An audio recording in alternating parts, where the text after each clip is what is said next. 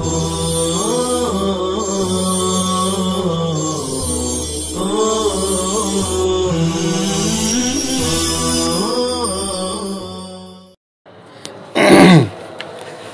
اللہ الرحمن الرحیم۔ السلام علیکم ورحمۃ اللہ وبرکاتہ۔ عزیز طلبہ کرام،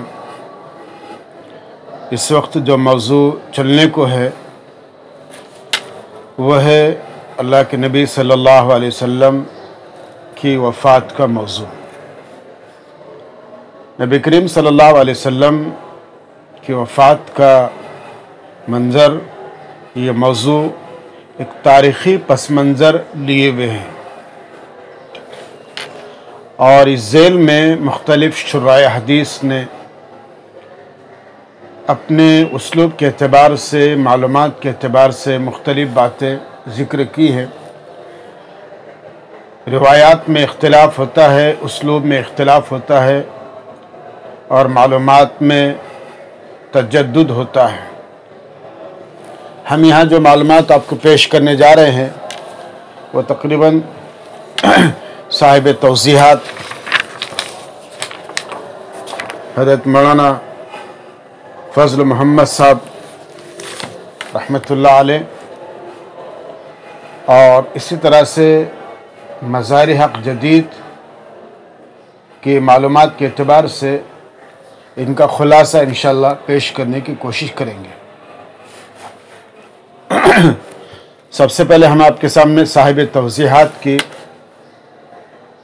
معلومات پیش کریں گے، اور یہی معلومات تقریباً صاحب مظاہر کی بھی ہیں، بس فرق یہ ہے کہ مظاہر حق جدید نے انہی معلومات کو کسی قدر دراز کیا ہے کچھ معلومات کے ذریعے، اور صاحب توضیحات نے اس کے کچھ تلخیص پیش کی ہے۔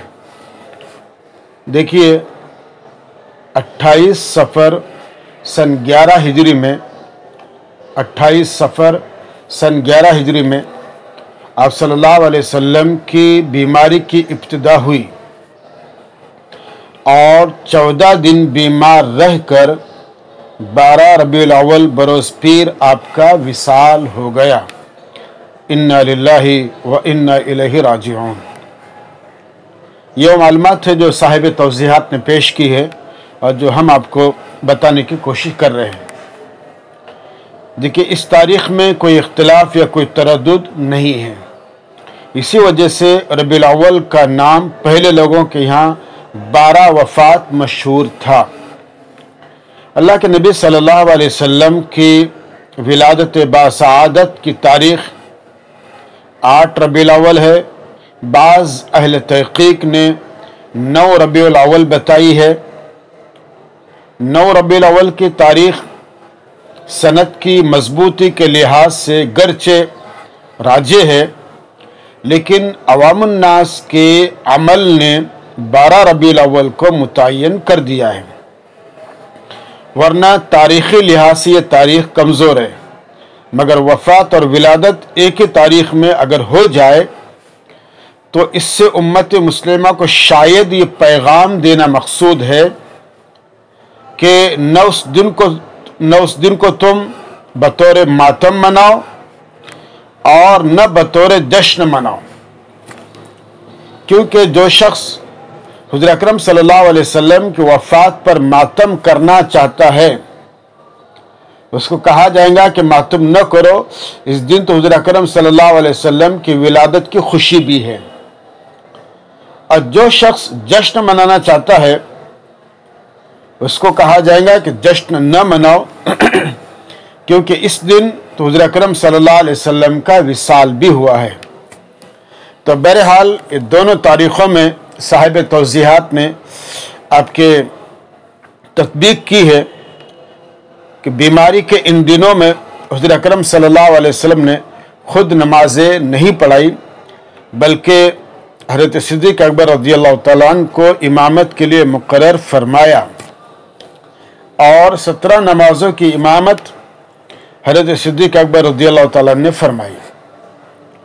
وفات سے پہلے اللہ کے نبی صلی اللہ علیہ وسلم نے غزوات کے سلسلے میں آخری لشکر جیش اسامہ کو روانہ فرمایا اور اپنے ہاتھ سے ان کا جنگی جھنڈا باندھا۔ امت کے لیے پیغمبر علیہ الصلوۃ والسلام کا آخری جملہ نماز کے متعلق یہ تھا کہ الصلاۃ وما ملکت ایمانکم، یعنی کہ نماز کی پابندی کرو اور اپنے ماتحتوں پر ظلم نہ کرو۔ اس کے بعد آپ صلی اللہ علیہ وسلم نے اپنے رب کے ساتھ مناجات کی اور فرمایا اللہم رفیق الاعلی، اللہم الرفیق الاعلی۔ یہ آپ کی زبان مبارک سے نکلنے والا زندگی کا آخری کلمہ ہے، جیسا کہ شراح حدیث اور صاحب توضیحات فرماتے ہیں۔ آپ کی وصیتوں میں آخری 3 وصیتیں یہ تھیں کہ جزیرہ عرب سے یہودیوں کو نکال دو، نمبر 2 جیش اسامہ کو روانہ کر دو،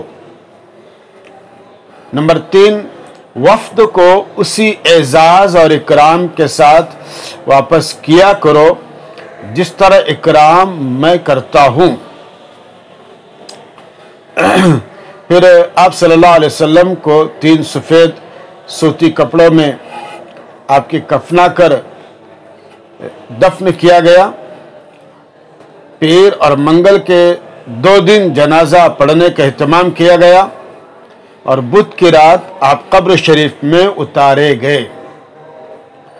آپ کی قبر لحد کی صورت میں تھی۔ حضرت عائشہ رضی اللہ تعالیٰ عنہ کے حجرے جہاں وفات ہوئی اسی جگہ آپ مدفون ہیں۔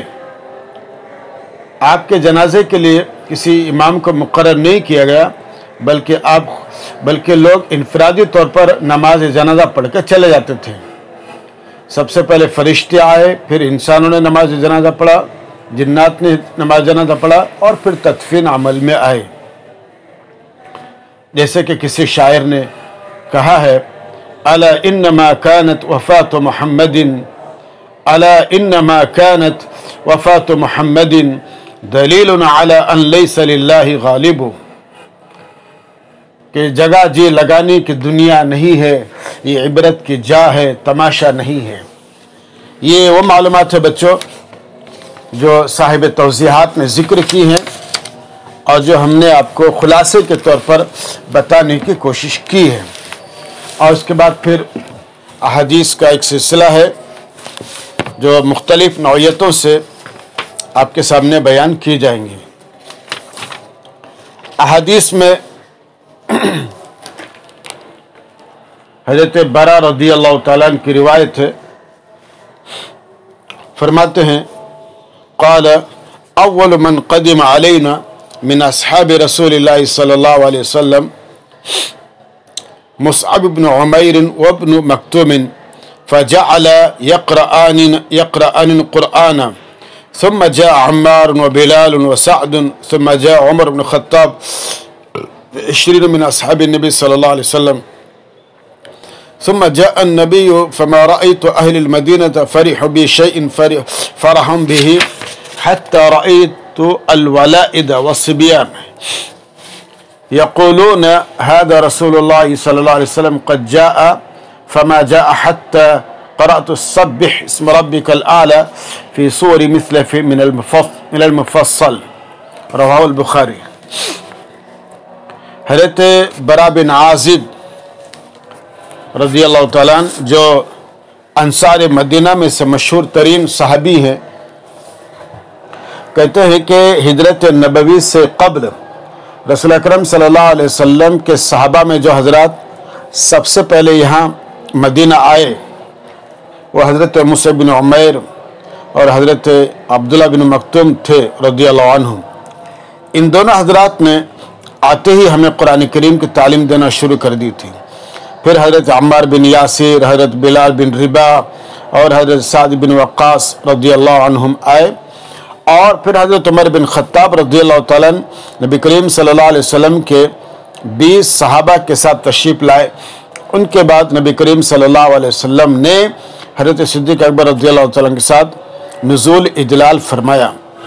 حقیقت یہ ہے کہ اس دن جب کہ اہل مدینہ کے نصیب جاگے تھے، میں نے مدینہ والوں کو آپ کی تشریف آوری پر جتنا فرحاں، شاداں، خوش دیکھا تھا، اتنی ہی وہ شادمانی ان کو کسی بڑی سے بڑی دنیاوی خوشی کے موقع پر حاصل نہیں تھی۔ میں نے یہاں تک دیکھا کہ چھوٹے چھوٹے لڑکے اور لڑکیاں مارے خوشی کے یہ نعرہ لگا رہے تھے، یہ اللہ کے رسول ہیں جو ہماری بستی میں تشریف لائے ہیں۔ اور میں نے آپ کے تشریف آوری سے پہلے ہی مفصل یعنی اوساط مفصل کی ہم مثل صورتوں میں سے سورہ سبح اسم ربک الاعلی سیکھ لی تھی، یا کہ اوساط مفصل کی دوسری اہم مثل صورتوں کے ساتھ ساتھ سورہ سبح اسم ربک الاعلی بھی سیکھ لی تھی۔ یہ حدیث پاک کا ترجمہ ہے۔ اس حدیث سے یہ ثابت ہوا کہ سورہ سبح اسم ربک الاعلی مکہ میں نازل ہوئی، لیکن بعض حضرات کہتے ہیں کہ اس سورت کی آیات قد افلح من تزکا وذکر اسم ربہ فصلی چونکہ صدقہ فطر کے بارے میں ہیں، اور صدقہ فطر اور نماز عید کا واجب کیا جانا 2 ہجری کا واقعہ ہے، اس لیے سورہ سبح اسم ربک الاعلی کو مکی سورت کہنے پر اشکال واقع ہو سکتا ہے۔ ہاں، اگر یہ کہا جائے کہ ان دونوں آیتوں یعنی قد افلح من تزکا وذکر اسم ربہ فصلی کے علاوہ بقیہ پوری صورت مکہ میں نازل ہوئی ہے تو پھر مذکورہ اشکال واقع نہیں ہوگا،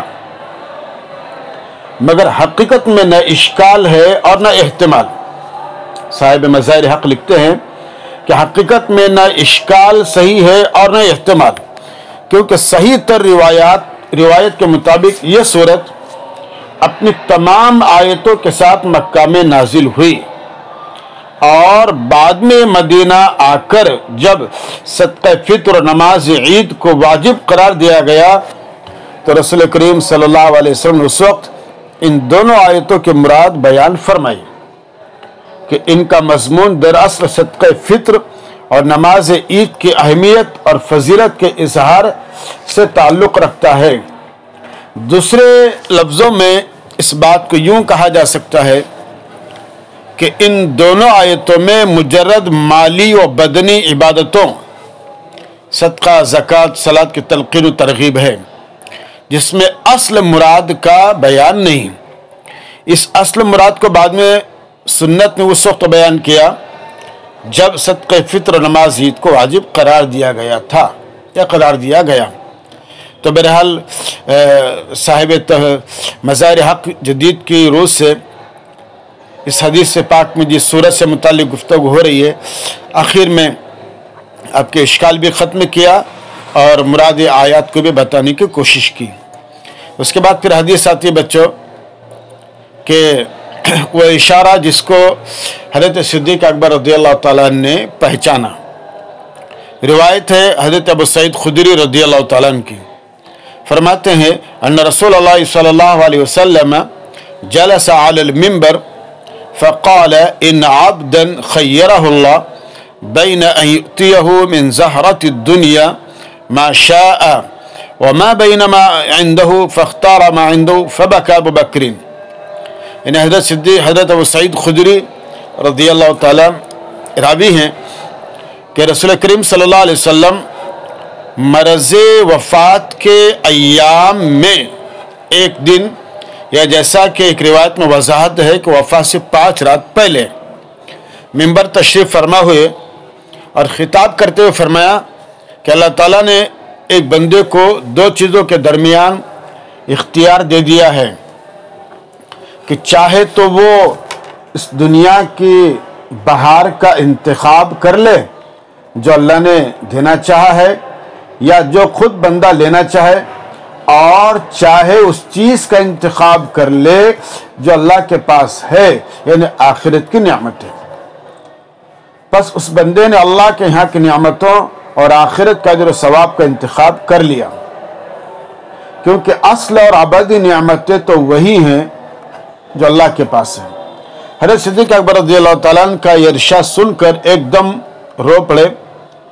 हज़रत सिद्दीक़ हुज़ूर पाक सल्लल्लाहु अलैहि वसल्लम का ये इरशाद सुनकर एकदम रो पड़े और अर्ज़ किया, या रसूलल्लाह, अगर हमारी जानों का नजराना कुछ कारगर हो सके तो हम आप पर कुर्बान हैं, हमारे माँ बाप आप पर कुर्बान हो जाए।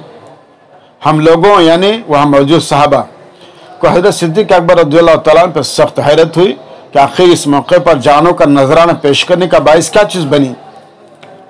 चुनांचे कुछ लोगों ने तो आपस में एक दूसरे से ये भी कहा कि ज़रा इन बड़े मियाँ को तो देखो, इन्हें मोहब्बत में इतनी पुख्ता उम्र और अक्ल रखने के बावजूद कैसी बात कर रहे हैं कि रसूल अकरम सल्लल्लाहु अलैहि वसल्लम तो किसी बंदे का हाल बयान फरमा रहे हैं कि अल्लाह ने उसको दो चीज़ों का इख्तियार दे दिया है कि चाहे दुनिया के बाहर का इंतखाब करे और चाहे अल्लाह के यहाँ की नेमतों का। और ये साहब कह रहे हैं कि या रसूलल्लाह, हम आप पर कुर्बान, हमारे माँ बाप आप पे कुर्बान हो जाए, लेकिन मुराद खुद अपनी ज़ात मुबारक थी। बिलाशुबा हज़रत सिद्दीक़ अकबर रज़ियल्लाहु तआला अन्हु हम तमाम लोगों में सबसे ज़्यादा दाना थे। उन्होंने शुरू ही में इस रमज़ को, इशारे को पहचान लिया कि जिस बंदे को इख्तियार दिए जाने का जिक्र किया जा रहा है वो खुद आप सल्लल्लाहु अलैहि वसल्लम ही हैं। ये बुखारी और मुस्लिम।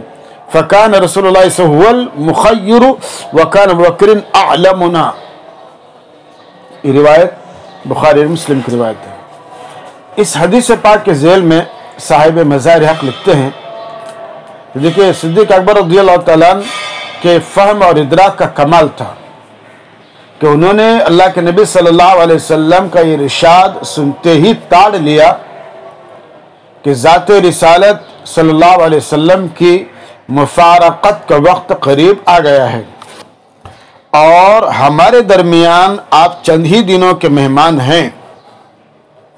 उन्होंने हकीकत या तो आपके शदीद अलालत करनिया से पहचानी थी या उन्होंने इस गहराई में जाकर इरशाद गिरामी के इशारे को तलाश किया कि दुनिया की इज्जत और पुरबहार नियामतों से मुंह मोड़ लेना और आखिरत की अबदी हकीकतों को बरज़ा व रग़बत इख्तियार कर लेना वह वस्फ़ है जो सिर्फ अल्लाह के नेक तरीन और मुक़र्रब तरीन बंदों के मकाम और तस्लीम व रज़ा और क़ुर्ब को ज़ाहिर करता है। इधर वह जानते ही थे कि इस दुनिया की नेमतें मकाम सैयदुल अंबिया के शाया निशान नहीं हैं, लिहाजा उनका ज़हन उस हकीकत की तरफ मुंतकिल हो गया। अल्लाह के नबी सल्लल्लाहु अलैहि वसल्लम एक बंदे के ज़रिए दरअसल अपनी ज़ात की तरफ इशारा फरमा रहे हैं कि दुनियावी हयात और बका को छोड़कर मौत और बकाए हक को इख्तियार कर लेने का फ़ैसला कर लिया गया है। ये हज़रत सिद्दीक़ अकबर रज़ियल्लाहु तआला अन्हु की दूररसी थी और फिरासत थी। और फिर देखिए कि सूरह नस्र के नुज़ूल पर हुज़ूर पाक सल्लल्लाहु अलैहि वसल्लम ने इरशाद फरमाया कि अल्लाह ने एक बंदे को दुनिया में रहने या उठने का इख्तियार दिया है। ये साहिब तौज़ीहात लिखते हैं कि सूरह नस्र के नुज़ूल पर अल्लाह के नबी सल्लल्लाहु अलैहि वसल्लम ने इरशाद फरमाया कि अल्लाह ताला ने एक बंदे को दुनिया में रहने या उठने का इख्तियार दिया है। ये आप सल्लल्लाहु अलैहि वसल्लम अपने मुतालिक फरमा रहे थे। आम सहाबा ने समझा कि किसी और बंदे का जिक्र फरमा रहे हैं, मगर असल में सूरह नस्र का नुज़ूल इस बात की तरफ इशारा था कि आप सल्लल्लाहु अलैहि वसल्लम का दावती मिशन जज़ीरे अरब में पाए तकमील को पहुंच गया। अब आपको ज़मीन पर बाकी रखने के बजाय आसमान पर उठाना चाहिए ताकि रफ़ीक़ आला से मुलाकात हो जाए। इस इशारे और गहरी इल्म को सिद्दीक़ अकबर रज़ियल्लाहु तआला अन्हु ने पहचान लिया, लिहाजा रोने लगे। इससे साहबा को मालूम हुआ कि उनमें सिद्दीक़ अकबर रज़ियल्लाहु तआला अन्हु सबसे ज़्यादा इल्म रखने वाले सहाबी हैं। तो बहरहाल अल्लाह के नबी सल्लल्लाहु अलैहि वसल्लम से मुतालिक ये बात रही। और उसके बाद फिर दूसरी रिवायत है नमाज वगैरह से मुतालिक, जो इंशाल्लाह हम दूसरी मजलिस में पेश करने की कोशिश करेंगे। अस्सलामु अलैकुम रहमतुल्लाहि व बरकातुहू।